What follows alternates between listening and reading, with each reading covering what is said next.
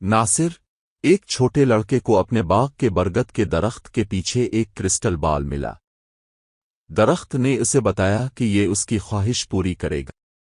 وہ بہت خوش تھا اور اس نے بہت سوچا، لیکن بدقسمتی سے وہ کچھ بھی نہیں لے سکا جو وہ چاہتا تھا۔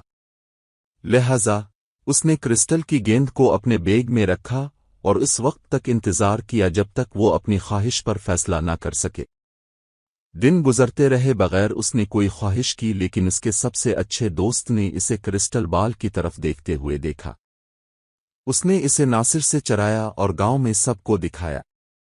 ان سب نے محلات، دولت اور بہت سا سونا مانگا، لیکن ایک سے زیادہ خواہش نہ کر سکے۔ آخر میں ہر کوئی ناراض تھا کیونکہ کسی کے پاس وہ سب کچھ نہیں ہو سکتا تھا جو وہ چاہتے تھے۔ وہ بہت ناخوش ہو گئے اور ناصر سے مدد مانگنے کا فیصلہ کیا۔ ناصر کی خواہش تھی کہ سب کچھ پہلے کی طرح واپس آ جائے، اس سے پہلے کہ گاؤں والے اپنے لالچ کو پورا کرنے کی کوشش کرتے۔ محلات اور سونا غائب ہو گیا اور گاؤں والے ایک بار پھر خوش اور مطمئن ہو گئے۔